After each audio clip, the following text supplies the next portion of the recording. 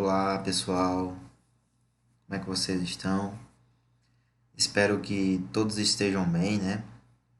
Hoje daremos sequência à nossa disciplina de perícia contábil, né? Nossa segunda aula assíncrona. Hoje, o tema da nossa aula será plano de trabalho em perícia contábil. Eu sou o professor João Antônio e vamos dar início, né, à nossa segunda aula assíncrona, certo? Bem, pessoal, vamos falar sobre plano de trabalho. Bem, para introduzirmos os conceitos de plano de trabalho em perícia, precisamos entender que o perito ele deve conhecer o trabalho que irá executar e a opinião que deve emitir em cada questão ou quesito formulado, certo? Então, o perito ele deve traçar com antecedência a maneira de executar as tarefas e os pontos que devem tanger, vamos dizer assim, né? Inclusive quando pontos correlatos, né? Essa previsão de tarefas, vamos assim dizer, é baseada nas questões propostas e constitui o plano de trabalho. O plano de trabalho, o conceito, né?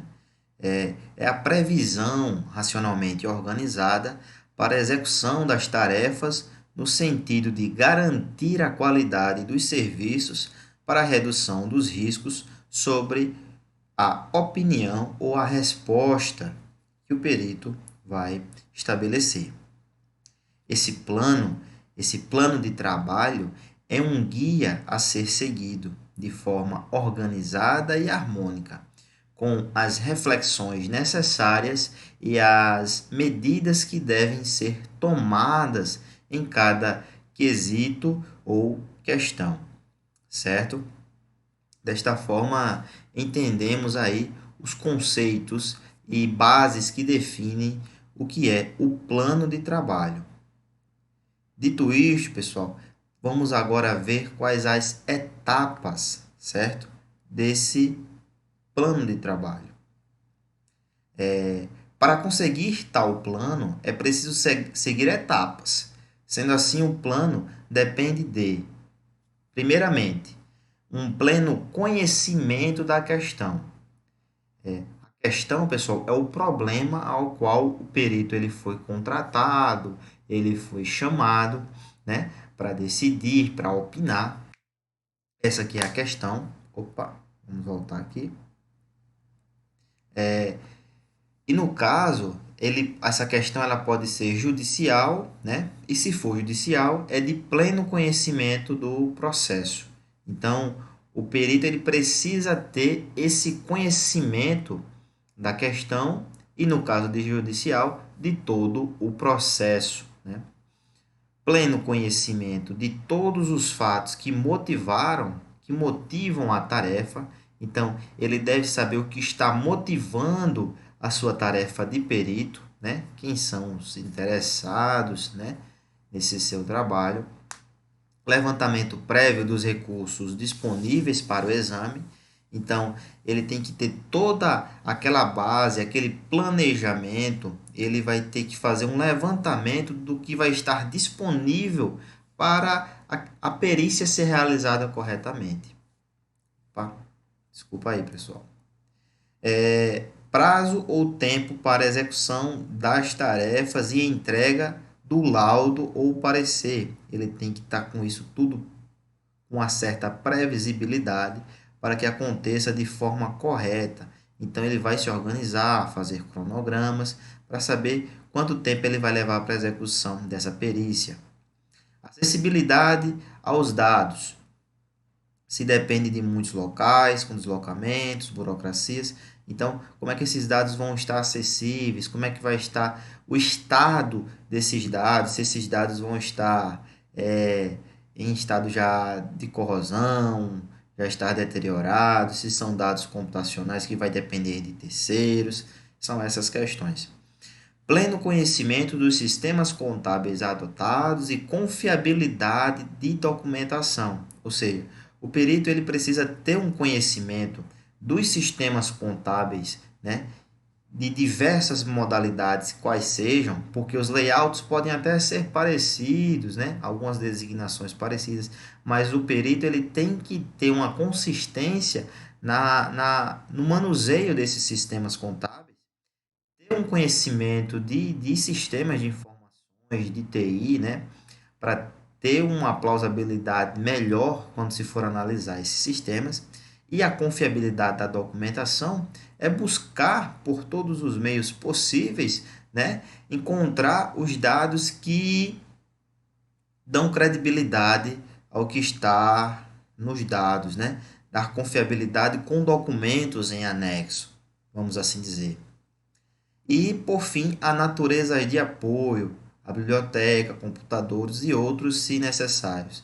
As naturezas de apoio são pessoas que vão subsidiar, os auxiliares da perícia, as bibliotecas com todos os livros necessários, as documentações das próprias empresas que vão estar sendo vistoriadas, os computadores auxiliares nessa parte computacional também são os apoios da perícia. Esse plano de trabalho ele deve ser um guia, né? Deve partir das realidades e de amplo conhecimento, sobretudo no que envolve a questão. A questão é que vai nortear e o plano é o planejamento do que o perito vai fazer na prática. O plano de trabalho é o planejamento do que o perito vai fazer na prática, certo? Vamos lá. Dando sequência, pessoal, ao plano de trabalho, vimos que existe uma necessidade do pleno conhecimento da questão. E o que é esse pleno conhecimento da questão, né? Toda perícia envolve uma questão, ou seja, um pedido de opinião ou informação de quem é competente para fornecê-la, no caso, o perito, né? A questão é a questão em juízo, é uma questão em processo administrativo, com partes aí diferentes que tenham interesse na resposta. Então, a perícia ela emerge de dúvidas de natureza patrimonial ou da riqueza gerida. Se a questão está em litígio, em juízo, existem partes que se conflitam. Isso é o fato motivador que leva à chamada, né, à necessidade do perito. Então, quando existem partes que se conflitam, isso é inequívoco, isso é comum, é sem erro, é deste jeito mesmo. Então, o autor reclama de direitos e o réu defende-se de seus argumentos. Faz necessário que entre a persona aí do perito, né, fazendo seus trabalhos, se planejando, se organizando e vai emitir uma opinião para resolução dessa questão. Nessa contradição de pontos de vista, a riqueza de argumentos dos advogados tenta levar a sentença para seu constituinte, para beneficiá-lo. Então, o perito, para participar, deve ser um especialista do assunto, deve conhecer tudo sobre o que motivou a questão. Então, até no casos de, de processos judiciais, o perito ele tem que entender todo aquele processo que motivou aquela questão para poder estar por dentro dos acontecimentos, certo, pessoal? E aí os slides eles às vezes estão funcionando um pouco aí automáticos, estão passando aí por eles, né? Mas a gente dá para acompanhar a linha de pensamento aqui. Eu estou tentando sempre voltar para o slide certinho, beleza? Os argumentos de cada um, os documentos apresentados. Então, o perito ele tem que estar por dentro de toda a situação no qual a perícia foi chamada, foi levantada e necessária para a resolução de uma questão. Beleza? Ainda sobre o pleno conhecimento da questão, vamos entender que, se o perito do juiz, sua responsabilidade é total, pois a tendência é que seu laudo seja o de maior confiabilidade. Esse primeiro ponto é quando o perito ele é atrelado totalmente à justiça, ele é um funcionário, um apoiador, um colaborador do juiz que está na sentença, que está analisando o caso. Se perito das partes, ou do réu, ou do autor, o profissional perito precisa aprofundar-se nas razões de seu cliente e procurar por todos os meios lícitos e éticos, dentro de seus conhecimentos, né? Logicamente, buscar razões em favor da parte que o constituiu. Se ele é chamado por um dos lados, então ele vai buscar formas possíveis de apoiar, de estar ao lado daquele que o chamou, daquele que o procurou, do seu cliente. Então, logicamente, ele vai buscar um conhecimento pleno do fato, mas vai tentar percorrer um caminho que favoreça aquele que o contratou. Normal da profissão, certo? Sobre o perito assistente ou da parte, não há ônus de suspeição, mas exige-se o dever ético. Então, quando é um perito assistente ou da parte, não vai ter aí por que ele defender mais um do que outro, né? Então, ele vai buscar, de certa forma, fazer esse trabalho de forma ética acima de tudo. E contando que a obrigatoriedade de defender o seu contratante, logicamente, mas não esquecendo da parte moral e ética, essência concomitante do trabalho do perito, né? Característica essencial para que o trabalho seja feito da melhor maneira possível, certo, pessoal? Até o momento aí tudo tranquilo, não é isso? Vamos seguindo aqui sobre o pleno conhecimento da questão. Por fim, pessoal, aí, né, sobre o pleno conhecimento da questão, é preciso entender que tudo exige esse pleno conhecimento, tanto da questão central como da razão das partes. E se a perícia não é judicial, mas administrativa, se faz necessário conhecer tudo o que a motivou e por que se deseja a opinião, ou ainda, o que se espera com ela. Então, é necessário fazer esse planejamento, fazer um esboço do que está sendo ali analisado, o que motivou essa chamada do perito, o que motivou essa necessidade da perícia ter que resolver, ter que ser resoluta para determinada questão, determinado problema. Beleza? Então, nesse pleno conhecimento da questão, ainda temos que é preciso conhecer a razão essencial do assunto periciado, pode-se orientar a filosofia e a política do plano de trabalho. Essa filosofia é a forma como o perito ele já tem um método de trabalhar, um método dele próprio, como é que ele demanda os seus trabalhos para seus auxiliares, demais pontos de apoio, o seu entendimento de sistemas e a política desse plano de trabalho, como é que ele funciona com os demais ajustes e suportes que ele vai ter durante a perícia, quando demasiada tempo para poder fazê-la acontecer, né?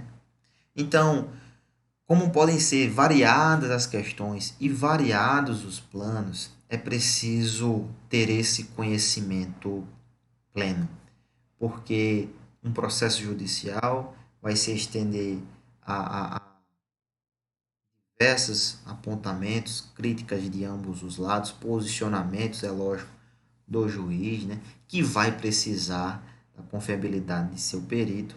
Então, essa análise de todo o processo, de entendimento das diversas questões, por quaisquer que sejam, é preciso ter uma questão central e quais são as outras que podem estar circundando e trazendo dificuldades. Então, uma questão que se faz necessária também dizer é que diferentemente da auditoria, a perícia ela vai exigir muito mais detalhamento, aquela coisa mais esmiuçada, aquela agulha no palheiro que eu falei para vocês. Tudo, tudo, tudo deve ser analisado, certo, pessoal? Tudo. Não trabalha-se por amostragem, mas um detalhamento de questões de forma o quê? Analítica. A perícia, por base, ela é um trabalho analítico. Então, é preciso que tenha esse detalhamento e especificidade do plano do trabalho. O plano de trabalho tem que estar todo detalhado, específico, ponto a ponto. Aqueles pontos que eu falei inicialmente na aula, tem que ser todos abordados, detalhados, certo, pessoal? Seguindo, vamos para o pleno conhecimento dos fatos. Quando a gente fala de pleno conhecimento dos fatos, os fatos eles envolvem a tarefa pericial e podem ser muitos e não se confundem com o conhecimento da questão. A questão, o problema central, ele nos dá a razão para a metodologia. E os fatos são o que informam a perícia, o perito. Então, o que já aconteceu e o que está para suceder, o que está para acontecer, né? Então, a questão ela é norteadora e pode ter questões circundantes ali com a questão central do chamado da perícia. Enquanto que os fatos, eles são as informações para que seja resolvida a questão central. Vejam só um exemplo. Um sócio entra na justiça contra outro, reclamando que o sócio-gerente não está cumprindo o contrato social. Vejam só aí o problema, né?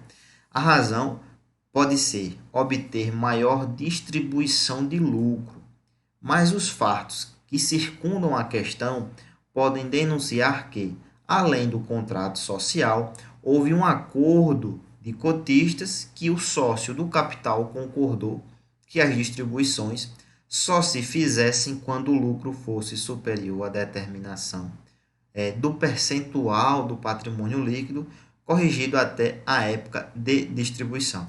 Então, nesse exemplo específico, nós temos uma questão, mas os fatos despreendem dessa questão que ela pode ser resolvida, se é claro, analisado tudo de forma com evidências, confiabilidades e anexos comprovantes desses documentos, desses acordos, né? Que a questão, por vezes, nem existe, mas há ali uma picuinha, um problema entre os lados que têm interesses diferentes. Enquanto um reclama que o outro não está cumprindo o pré-estabelecido em contrato, o outro determina que houve já acordos entre cotistas que concordaram por distribuições só quando o lucro fosse determinado por um percentual específico. Então, as partes sempre vão ter interesses diferentes. Vai existir uma questão central que apoia o trabalho da perícia, mas os fatos precisam ser completamente analisados, ponta a ponta, certo? Mesmo que o perito venha estar trabalhando para esse sócio, né, que está reclamando pelo problema, por mais que ele vá buscar defendê-lo, é preciso que ele tenha conhecimento de todos os fatos que envolvem, ou seja, ele vai buscar realmente ver se houve esse acordo entre cotistas para que as distribuições fossem feitas apenas com um determinado valor de lucro, não com qualquer lucro, certo? Entenderam até aí, né, pessoal? Qualquer dúvida, vocês vão entrar em contato comigo, podem me buscar lá no Alva, na salazinha do Class, viu? Ou até por outros meios de contato, e-mail, telefone, certo? A gente vai estar sempre buscando ser resoluto aí nas questões, né, e apontamentos de vocês que fizerem pertinentes. Tudo bem? Vamos lá dar continuidade a esse pleno conhecimento dos fatos.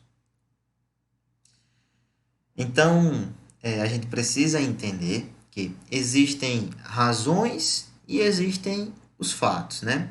Nem sempre as razões são apoiadas pelos fatos e, às vezes, a perícia pode reverter os fatos e apoiar nas razões. Tudo depende de do que se tem para verificar, né? Do que está ali disponível. Então, os fatos são de ocorrências que não se confundem com as razões. Fatos e razões são coisas diferentes, que motivaram uma perícia, mas é preciso conhecer ambos. As razões são os que levam ao levantamento das questões, né? As razões são os problemas internos. Nesse caso específico, pode ter sido alguma rixa entre alguns sócios específicos, um se sentiu prejudicado por qualquer que seja o motivo e decidiu seguir aí nessa questão pericial, nessa questão de justiça, para poder se sentir satisfeito. A questão que motivou a perícia pode ter contra ela fatos que estão ocorrendo ou ainda não se anexaram ao processo, né? E que o perito deve procurar conhecer. Então, a questão da perícia, por vezes, vai além, né? Além daquele processo, o perito ele vai vasculhar, é por isso a necessidade de se analisar tudo, para encontrar fatos que ainda não foram ali anexados, as agulhas no palheiro que não foram encontradas. Então, o trabalho do perito é de detalhamento, é analítico, ele vai buscar informações que não estão no processo. Provavelmente essas questões vão dar um norte para a resolução da questão, né? E ajudar no apoio aí às razões que motivaram, certo, pessoal? Para isso, para esse detalhamento analítico, é preciso que o perito ele faça um levantamento prévio dos recursos. Nesse tópico de levantamento prévio, a gente precisa destacar que, para planejar, é preciso conhecer inicialmente os recursos disponíveis, quer eles sejam humanos, materiais, competentes para se produzir um laudo de qualidade. Então, antes de se planejar, é preciso fazer um planejamento, um levantamento prévio dos recursos disponíveis. Diante das questões, o que pode o perito contar para responder, né?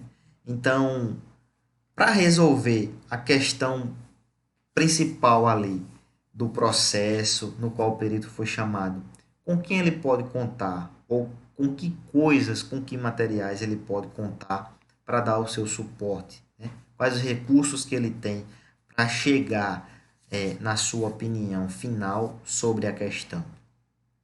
Nem sempre os elementos que se encontram à disposição do profissional são suficientes para a realização da tarefa, conforme os quesitos ou questões que são requeridas, certo?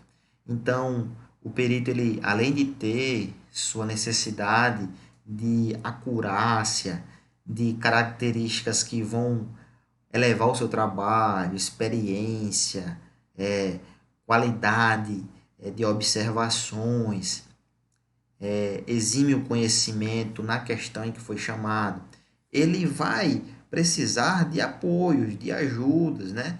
Então, é preciso fazer um levantamento disso. O perito sozinho, uma andorinha só não faz verão, vamos dizer que seja isso. O perito, ele vai necessitar de apoios, de ajudas para poder concluir o seu trabalho.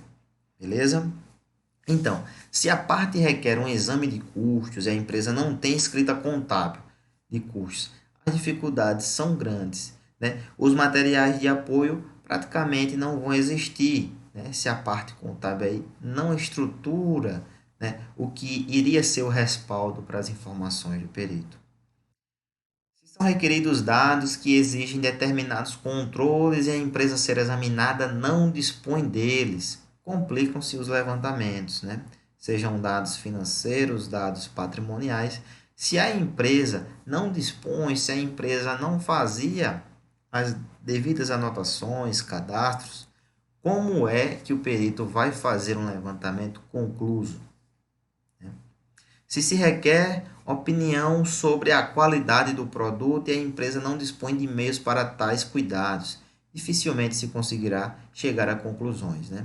Isso aí seria na parte estratégica, na parte de desempenho, desenvolvimento, se a empresa não dispõe de sistemas, de uma estrutura que faz ter uma melhor qualidade no seu produto, então dificilmente o perito não terá respaldo, recurso que o embase para que seja feito o seu trabalho. Então, por isso, antes de planejar, então antes da tarefa de planejamento do plano, para poder então executar, né, não se pode executar e é necessário levantar o que existe. Então, antes do planejamento, o levantamento prévio dos recursos disponíveis é tarefa essencial. Beleza? Então, pessoal, é preciso entender que. Cadê? Isso daqui. Os levantamentos podem estar centralizados dentro dos objetivos da perícia, mas não é demasiado procurar saber tudo o que existe, porque muitas vezes é possível, por meio de um controle, obter outro por decorrência. Ou seja, quando a coisa está muito centralizada, ela não tem divisões, departamentos, descentralizações, né? Os objetivos da perícia estão muito centralizados em algum local específico. Esse controle, por vezes, ele pode complicar a resolução de levantamentos de recursos. Então, é preciso buscar os outros que estão ali em decorrência desse controle mais centralizado. Conhecido o que se solicita, é necessário conhecer os recursos disponíveis para a execução do trabalho. Então, entendendo que aquela informação existe, às vezes de forma até precária, que dificulta o trabalho, mas que aquela informação existe, é preciso entender quais são os recursos que vão estar ali disponíveis para o trabalho, né? Os recursos são isso que eu já te falei, pessoas auxiliares, sistemas, acesso computacional, equipamentos de qualidade, para ajustar até essas informações, esses dados que não estão tão bons. Então, mais uma vez, ó, apontando diferenças entre perícia e auditoria. Diferentemente da auditoria, na perícia a preocupação dos levantamentos se guia pelas razões e fatos que a movem. As razões são as iniciais que fizeram chegar nas questões, né, a serem discutidas, enquanto que os fatos eles podem estar no processo ou não. São pontos que podem ir se modelando, se ajustando com o decorrer da perícia, que já vai estar resolvendo uma questão central, motivada por razões que às vezes podem até não ser a que se inspira inicialmente no processo, acabar se descobrindo que são outras razões, e lembrar que razões e fatos são coisas diferentes. Razões são os fatores motivadores, os fatos são que realmente o perito vai tentar buscar, até além dos que já existem no processo, como a gente já viu. Certinho, pessoal? Tranquilo? Vamos lá. Prazo para execução das tarefas. É comum, né? É comum nas perícias os juízes, os administradores, os interessados fixarem prazos para resolução do trabalho, né? Isso aí já de início está fixado. Então, é preciso que existam cronogramas. Os cronogramas são peças simples, né? Em que de um lado se coloca a tarefa, os exames a serem feitos pelo perito e tal, e do outro o tempo previsto para a realização disso. Essa hipótese pode fazer com que o perito peça mais prazo ou desista, ou até mesmo desista de realizar o serviço por não poder fazê-lo, né? Ou não fazê-lo com qualidade. Então, esse prazo para a execução de tarefa já previsto é essencial para que o perito organize como será feito o seu trabalho. Vamos lá. No caso judicial, os prazos são fatais. A lei fixa limites nos prazos. Então, se o juiz demanda um trabalho com o perito com prazo fixado, ele percebe que não dá tempo. Ele pode já recusar, não fazê-lo, porque ele vai ver que não dá tempo, já analisou os prazos, viu que não dá tempo para entregar algo mal feito ou não concluir, né? E vai gerar mais diversos problemas. Então, o juiz ali de direito, ele vai buscar outras formas de resolver esse processo sem ser com aquele perito específico, uma junta de peritos, né? Um grupo, né? Para tentar resolvê-los mais rápido. É preciso, depois de conhecer as razões, os fatos e os recursos, mensurá-los diante do tempo que se dispõe. Após entender tudo isso, é preciso se precaver com relação ao tempo.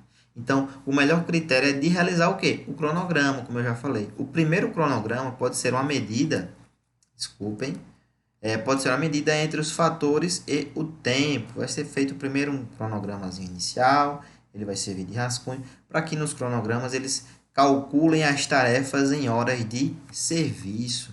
Como assim, professor? Então, vou mostrar aqui para vocês como é que se trabalha aí num cronograma de perícia. Isso aí seria um exemplo, né? Retirado do livro, forma didática para vocês aprenderem. Vamos dizer aí que isso seja o cronograma. De um lado ele coloca as tarefas, do outro ele coloca o tempo, as horas, no caso aí foi em horas, pode ser em dias, né? E o quesito que está sendo resolvido nessa tarefa e nesse tempo, né? Nesse exemplo aí, ó, exemplo de exame de livros, na parte da legalidade, ele vai precisar só de uma horinha para confirmar se está tudo ok dentro dos conformes. Já exame página a página do livro diário na parte contábil, vai precisar de 92 horas, vai precisar de um tempo bem maior, porque vai ser página a página, é detalhado completamente. Exame da conta bancária do senhor fulano de tal, da pessoa ali a qual está sendo feito o questionamento, os fatos estão sendo analisados. Exame razão da conta, isso vai ser um levantamento do livro razão, uma coisa também mais detalhada, vai precisar de mais tempo, no caso aí 19 horas. Exame do contrato que foi acordado, como é um único documento, uma coisa mais específica, ele deixou 2 horas. E exame dos pagamentos, dos comprovantes, pagamento a pagamento, então veja aí que foram 450 horas. Isso aí já se sabendo quais os recursos que ele teria disponível, quais os pontos de apoio e suportes que ele teria. Então, vejam só a demanda de tempo para isso. Horas do prazo, 622 horas. Horas do cronograma, 570. Então, esse prazo aí, ele já está estipulando um prazo bem maior e as horas do cronograma já foi estipulado um pouco menor, certo? Então, é esse meio termo aí que o perito ele tem que chegar no consenso para saber se dá para executar tudo dentro daquelas horas previstas, já calculadas no cronograma. Então, as margens do cronograma devem ser calculadas com segurança, ou seja, sempre além para cobrir os imprevistos que são naturais. Então, ele já deixa prazos a mais aí, né, para tentar elaborar um cronograma que, quaisquer que sejam os imprevistos, sejam possíveis de ser organizados, ajustados, para que não prejudique e seja fatal para a resolução da perícia, do processo, que os réus e outras partes do processo não sejam prejudicados, ou os demais interessados quando processos administrativos. Entenderam, pessoal? Outro ponto extremamente importante, né, em sequência ao estabelecimento do cronograma, é a acessibilidade dos dados, que deve até ser prevista para aplicabilidade e Uso do cronograma, né? É preciso planejar o trabalho pericial, sendo necessário conhecer a facilidade ou a dificuldade que se pode ter para chegar até os dados que são objeto de exames, assim como a qualidade para a leitura e o manuseio dos elementos. Os principais problemas aí na acessibilidade desses dados dizem respeito à distância, quando, por exemplo, uma grande empresa que tem filiais e que essas filiais precisam ser periciadas presencialmente, né? Apenas os documentos enviados aí pelos funcionários, os documentos em forma digitalizada ou disponíveis na nuvem não são bastante, precisa ter de forma presencial documentos físicos. Então, essa distância entre filiais, como no caso de perícia para recursos financeiros e patrimoniais, isso pode acabar trazendo problemas, né? Por conta do tempo decorrido quando existem grandes distâncias, né? Outro problema, o mau estado de conservação, falado lá inicialmente, comecinho da aula, essa deterioração dos documentos, dos dados, dos informativos, pode prejudicar em muito a qualidade da perícia. Então, por vezes, até o perito ele contrata alguns auxiliares que vão trabalhar justamente na melhora desses informes que estão em mau estado de conservação para retirar ali a melhor informação desses documentos que não estão tão bem conservados, né? Até deteriorados ou que foram realmente documentos prejudicados por algum dos lados, né? Por alguma das partes interessadas, né? Dependência de informe de terceiros que não fazem parte da questão pericial. Aí, no caso, seria aquela recusa de passar informação ou aquela procrastinação, aquela demora para o envio, quando são informes, são dados de pessoas que não estão envolvidas no processo, mas que alguns fatos da perícia levaram a buscar esses dados como forma de resolver a questão pericial. Então, a procrastinação, a demora, né? A malquerência, né? O não querer ajudar pode prejudicar e muito essa acessibilidade aos dados, certo, pessoal? Outro ponto importante da acessibilidade dos dados é que é preciso, caso haja determinação judicial de diligência, prever para o plano da questão do acesso aos dados. Então, essa diligência tem que estar lá prevista no plano, no conhecimento pleno do plano da questão de acesso aos dados, certo?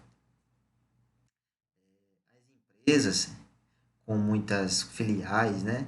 Bancos, por exemplo, como já vinha falando para vocês, a tendência é de haver dificuldade em obter esses dados se o sistema da organização interna os dificulta, caso não existam centrais de arquivos, de dados e documentos. Esses bancos, por exemplo, eles têm informações muito criptografadas, muito fechadas para o ambiente deles, que apenas os desenvolvedores, o pessoal que trabalha diretamente na formação dessa informação vão ter acesso, vão dispor de tudo. Muitas vezes há esse entrave, né? Essa dificuldade. Até por isso também a necessidade do conhecimento do próprio perito em tantos tipos de sistemas de informação, não só os contábeis, mas de informação mesmo, de TI, de programação. Então vocês vejam mais uma vez que há necessidade de uma excelência, de uma inteligência, de um arcabouço muito vasto para o conhecimento do perito, para ser um perito que vai ser bem remunerado, que vai ser bem quisto dentre a justiça ou processos administrativos, porque vai exigir realmente um trabalho muito apurado e que demanda muito, mas muito conhecimento, certo? Ainda aí na questão dos conhecimentos aos sistemas, o pleno conhecimento aos sistemas contábeis. O perito ele precisa testar a confiabilidade dos sistemas e dos arquivos de documentos. Sabemos que existem muitos sistemas de registro contábeis e de arquivos. Então, o perito também precisa entender como se processa, entender por base como é feito esse processamento desses sistemas, sejam contábeis ou apenas de guardas de arquivos. Então, não é comum encontrar dois sistemas absolutamente iguais, né? Pelo contrário, existem sim muitas semelhanças, os layouts, algumas informações que vai ter dentro desses sistemas, mas é preciso ter o conhecimento razoável desses sistemas, especialmente nos dias atuais, né? Porque existem muitos critérios de informática, de TI, que vão chegar num produto final, mas a forma que isso é processado pelos sistemas, cada um vai ter o seu. Então, se for preciso, por exemplo, analisar a conta de um cliente em um banco, se faz necessário observar os lançamentos, se possuem documentação de saques e os que não possuem. O critério de confirmação desses dados vai exigir provas de ambos. Mesmo que tenha documentação que comprove o saque, é um tipo de confirmação. E aquilo que não possui vai ser mais difícil ainda, mas vai ser outro tipo de comprovação que vai ser possível dentro dos sistemas informacionais, né? Então, daí a necessidade desse pleno conhecimento.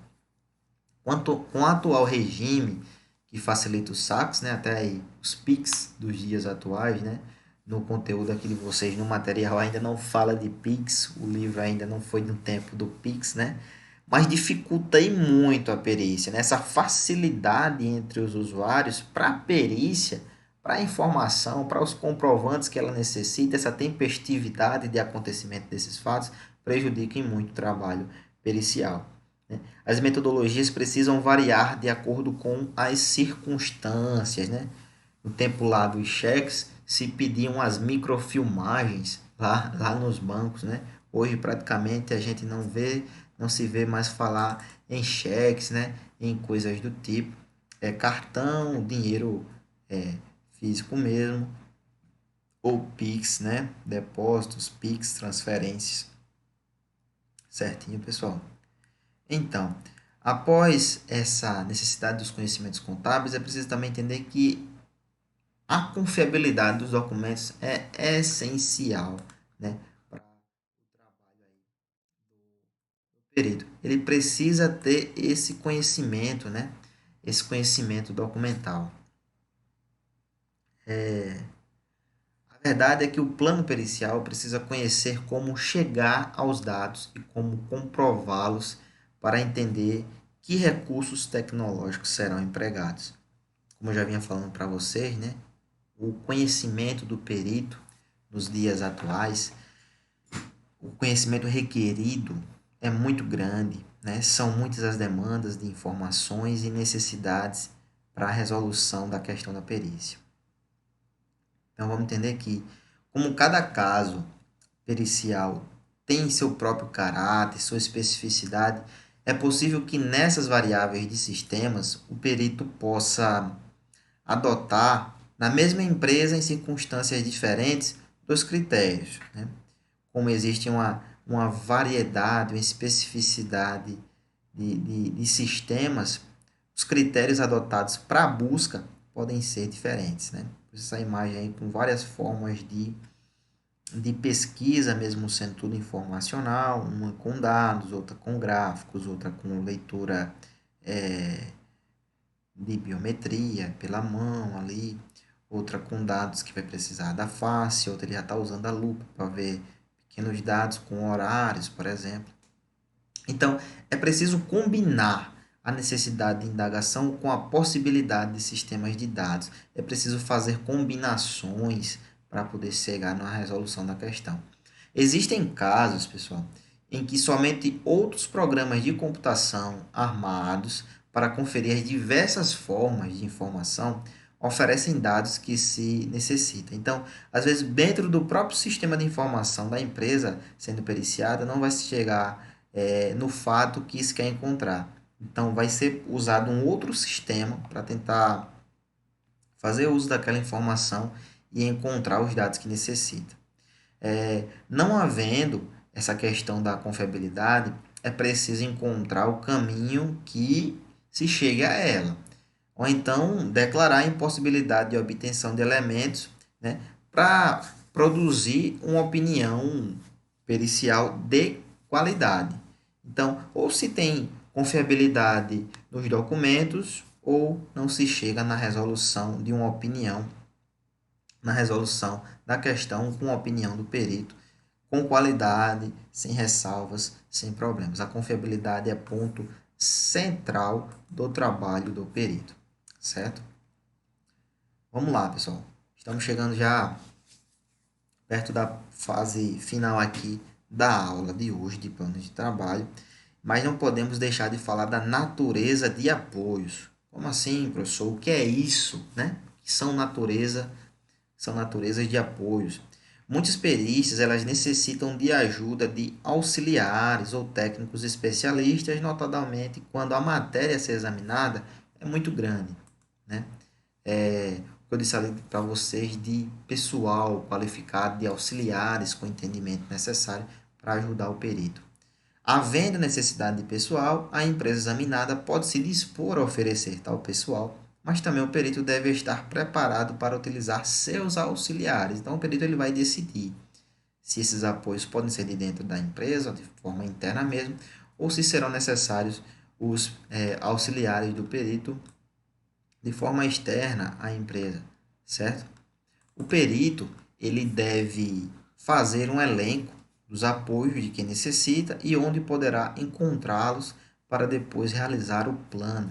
Então, isso aí, essa natureza de apoios vai meio que estar lá também dentro dos recursos necessários. Isso tem que ser visto já um pouco antes de se planejar. E também podem acontecer devido aos novos fatos que vão acontecendo. Aí ele vai ter que já estar com isso previsto lá no cronograma, certo? Com uma certa previsibilidade. Mas como é que é feito isso, professor? Como é que é feito esse plano essa natureza de apoios, né? Vamos tentar deixar aí, ó. Nem sempre uma perícia ela pode realizar-se sem a ajuda de pessoas que a auxiliem ou de especialistas que resolvam problemas específicos mais complexos, especialmente nas grandes tarefas que envolvem muito material de exame. Então, esses planos de apoio vão trazer, por exemplo, no caso, programadores de algum sistema informacional específico, né? E uma pessoa de confiabilidade do perito, pessoas e auxiliares ali para cálculos, quando se tem uma grande quantidade de documentos a serem analisados, a serem revisados, né? Auxiliar de digitação, o que vai dar o apoio ali no caso para descrever o que está sendo feito nos laudos, nos relatórios, né? E auxiliar de análise, isso aí conjuntamente trabalho com o perito, mais um trabalho de confiabilidade e está trabalhando juntamente ali com o perito para poder alcançar o melhor resultado. Aí fonte, no caso aí dos apoios necessários de fonte, seriam onde encontrar esses apoios. No caso do programador, nesse exemplo, dentro da própria empresa, mas pode ser um terceirizado, pode ser alguém de confiança do perito. Auxiliar para os cálculos, um funcionário dentro da empresa. Auxiliar na digitação, solicitar o periciado. Então, o perito ele também pode fazer com que o juiz mande alguém ou os interessados, né, enviem alguém para ser o apoio do perito, certo? Isso também pode acontecer tranquilamente. Então, chegamos agora, pessoal, no conteúdo dos planos periciais. O que é que vai ter lá no plano pericial propriamente dito? Os planos periciais eles possuem conteúdo suficiente para que a opinião seja transmitida pelo perito, assim como possa satisfazer os que a requerem a verificação e a opinião. Ou seja, é uma informação ali que vai estar sendo transmitida pelo perito para poder chegar na opinião, né? O importante é que os planos sigam os itens que compõem o objeto de indagação. Então, eles têm que buscarem resolver a questão. A verdade é essa. Por mais que existam razões, existam fatos, o plano ele vai, de certa forma, após a análise dos recursos necessários, buscar ser responsáveis para acabar com a indagação, vamos dizer assim. Exemplo, uma perícia administrativa em que se encaminha a atuação de um chefe de almoxarifado. Qual a acusação desse chefe de almoxarifado? Ele tem vendido materiais a atravessadores, tirando proveito do próprio e de que o último inventário feito não conseguiu apurar tais diferenças. Então, se tem a acusação para alguém que trabalha ali no almoxarifado, no estoque. Nesse exemplo da perícia desse chefe do almoxarifado, o objetivo é saber o quê? É saber se ele desviou materiais desse estoque, desse almoxarifado ou não, né? A questão central a ser respondida é essa. Então, percebe-se que, nesse exemplo específico, né, que existe uma possibilidade de manipulação nos registros de movimentação, já que ele está sendo acusado de vender isso para atravessadores, né, e isso não estaria aparecendo lá na movimentação.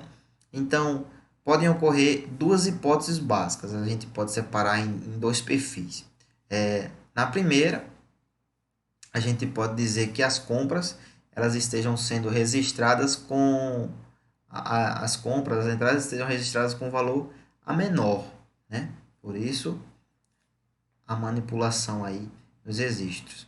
Ou a outra opção seriam que as saídas, né, as vendas, elas estejam com valor a maior, certo? Então, o plano ele deve girar em torno de tais verificações, entradas e saídas, nesse caso específico do almoxarifado. Aí então, pessoal, aqui especificamente, eu trago para vocês um conteúdo desses planos periciais, é logicamente retirado de um livro, né? Conteúdo mais didático mesmo, né? Mas vamos lá, a gente vê o programa de trabalho pericial, nome da empresa, data, demais informações, local, unidade e primeiro ponto, notas de compras. Segundo ponto, ordem de fabricação, com todas as informações bem detalhadas nas compras, confrontar notas das compras do artigo com o fornecedor, com os registros de estoque no mês, aplicar o mesmo critério com outros artigos, com os fornecedores e partir do registro de estoques dos artigos. Esses artigos seriam os produtos, certo? Para fabricação, partir das notas de fabricação, aí os números das notas, quais são os materiais, o registro de estoques, os códigos, partir dos estoques dos códigos e listar isso de todos os exames e destacar as discrepâncias. Isso vai ser analisado item a item. Nesse conteúdo, pessoal, se verifica as entradas com as notas de compras e as saídas com as requisições. E estas contra as ordens de produção, certo? Então, vai se analisar a entrada, a saída e as ordens de produção. Por quê, né? Partindo-se das notas de compras, se o registro da entrada foi menor, logo isso será acusado.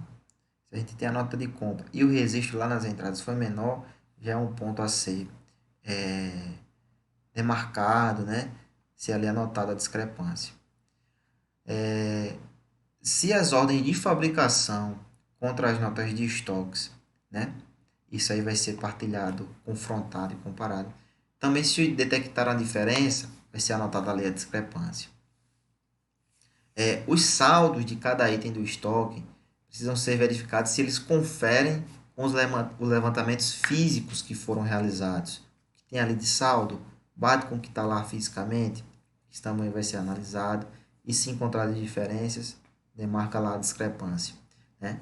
O programa de trabalho do perito gira em torno dessas ocorrências, para você ver o quanto é uma coisa trabalhosa, detalhista, né? Que precisa ter todo um cuidado. Estamos chegando já, viu? Controles e plano pericial. Opa, vamos lá. Quantos mais deficientes forem os controles internos, né, mais riscos tendem a agravar a opinião dos peritos, exigindo cautelas especiais. Esses controles, esse plano pericial, dizem respeito à necessidade de apoio lá nos controles internos. Mas E se esses controles internos tiverem problemas, eles vão acarretar problemas também para o próprio plano de trabalho, para o plano pericial. Então, temos que ter por base isso, mas também entender que não são todos os casos que merecem essas indagações sobre o controle interno. Todavia, se fizerem necessários, podem-se seguir as mesmas linhas que são seguidas nos serviços dessa ordem, como em alguns casos os da auditoria, né? Seguir as linhas do controle, seguir as linhas da auditoria para ver o que está ali faltando, ver o que é que está ali com indagação, com questão a ser resolvida. Se a perícia precisar ou depender dessas medidas, é necessário observar os riscos inerentes de ter que fazer esse trabalho, esse, esse retrabalho do controle interno, né? Então, aqueles saldos de contas que podem movimentar, podem estar escapando dos controles internos. Então, essas contas específicas, quando você está fazendo esse retrabalho, precisam ser analisadas. Então, querendo ou não, é um retrabalho para o perito, no caso, se os controles internos eles forem deficientes. Então, aplica-se no caso as técnicas de sondagem especial para que se levantem as contas que não dependem de controles. Não se movimentam com documentos, mas diretamente por processos eletrônicos ou por autorizações diretas da administração. Destaco aí para vocês que o perito precisa proteger-se contra tais riscos. Então, ele tem que estar sempre passando confiabilidade, não é isso? Ele tem que estar sempre passando credibilidade e buscar responder a informação de forma objetiva, clara e com os documentos apresentados de forma anexa, comprovando tudo. Então, se ele tem problemas com os controles internos e não consegue mitigar esses riscos envolvendo o controle interno, por vezes é melhor desistir do trabalho, porque ele vai enfrentar sérios problemas para uma resolução da questão, certo? Caso conclua-se isso, esses riscos sejam mitigados, ele consiga concluir o trabalho do controle interno, do plano pericial, ou ter controles internos que vão lhe auxiliar de forma total, isso com certeza será base para resolver os problemas existentes, certo, pessoal?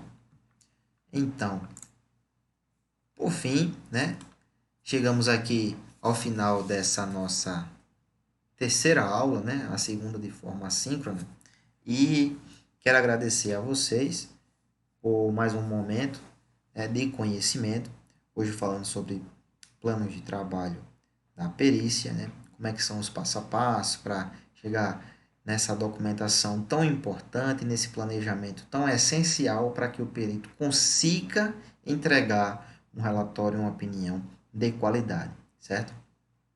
Agradeço a vocês pelo momento, pela oportunidade e deixo aí alguns avisos, né?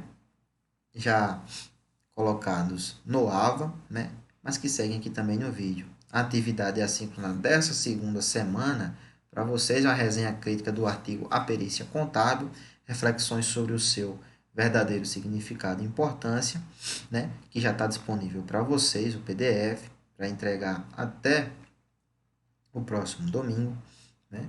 Dia 10/4/2022. E também disponibilizei o e-book de perícia contábil em PDF lá no AVA, material gratuito que está disponível na internet. Deixei disponível lá para vocês com diversos temas recorrentes à área pericial contábil que vai servir de apoio e suporte no decorrer da disciplina. Tá bom, pessoal? No mais, é isso. Fico à disposição de vocês para resolver questões futuras. Aguardo vocês na próxima aula. Beleza? Valeu. Tchau, tchau, pessoal. Fiquem com Deus, hein?